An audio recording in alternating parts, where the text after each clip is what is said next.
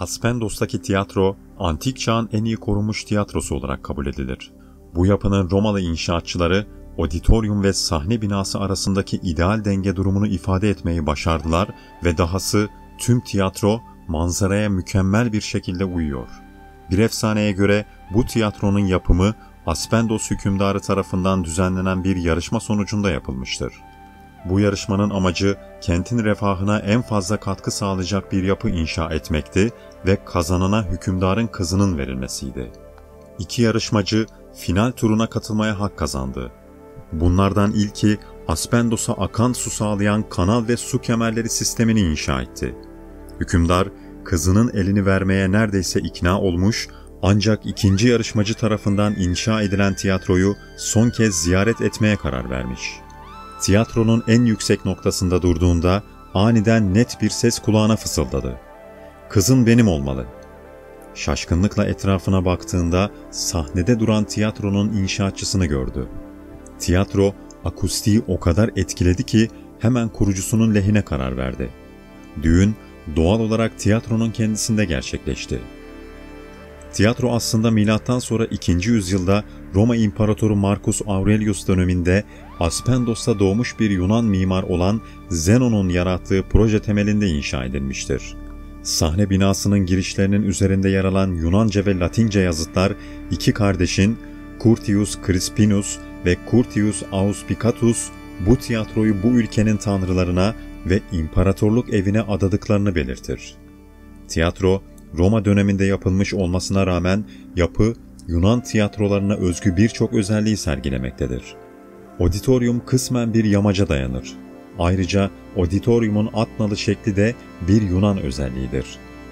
Öte yandan Roma standartlarına göre tiyatro, sahne binasıyla dış dünyayla bağlantısını kesmiştir. Ayrıca beşik tonozlu altyapı tipik bir Roma fikridir. Tiyatronun auditoriumu 96 metre çapındadır ve yatay bir geçitle bir üst ve bir alt bölüme ayrılmıştır. 7000 seyirciye kadar ağırlayabilir. Direklerin montajı için kullanılan 58 delik burada hala görülebilmektedir. Sahne binası bir cephe ve oyunun oynandığı bir sahne önünden oluşmaktadır. Ön cephe, sahne önüne girişi sağlayan 5 kapıya sahiptir. Ortadaki en büyük kapıya Porta Regia, 4 küçük kapıya ise Portae hastaneleri deniyordu.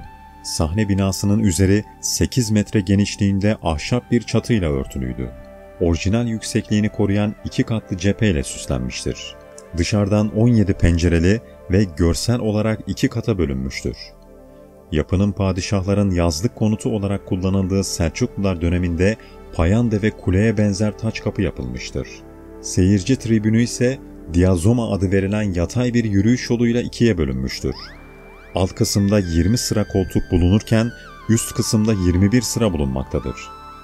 Tiyatronun kapasitesinin en az 7300 ila 7600 kişi olduğu ve merdivenlerin oturma yeri olarak kullanılması halinde 8500 seyirci kapasiteli olduğu tahmin ediliyor. Diğer tahminlerse yaklaşık 20.000 olarak belirliyor. Tiyatro ayrıca mükemmel akustiği ve zarif mimari süslemesiyle tanınır. 2 katlı sahne binası özellikle etkileyicidir ve çoğu tiyatro gibi son derece iyi korunmuştur. Bu büyük ölçüde kentin Bizans ve Selçuklu dönemlerine kadar kesintisiz yerleşiminden kaynaklanmaktadır. Selçuklular tiyatroyu kervansaray olarak kullanmışlar ve 13. yüzyılda yapıyı restore etmişlerdir. 1909'da İngiliz arkeolog David George Hogarth tiyatrodan çok etkilendi. Şöyle yazdı: "Bu daha önce gördüğüm hiçbir şeye benzemiyor. İtalya, Fransa, Dalmaçya ve Afrika'daki amfitiyatroları görmüşsünüzdür. Mısır ve Yunanistan'daki tapınaklar, Girit'teki saraylar, antikiteye doyabilirsin ya da onu küçümseyebilirsin. Ama Aspendos tiyatrosunu görmediniz." 20. yüzyılın 30'lu yıllarında Mustafa Kemal Atatürk Aspendos'u ziyaret etti.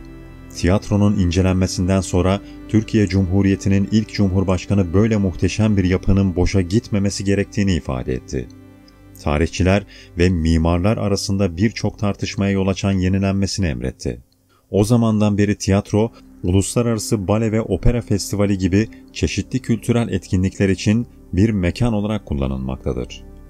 Gösteriler genellikle ilkbahar sonu ve yaz başında yapılır ve biletler aylar öncesinden tükenir.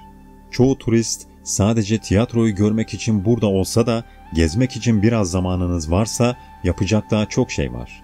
Aşağı Aspendos kasabasının hemen üzerinde 40 metrelik Akropol tepesi yükselir.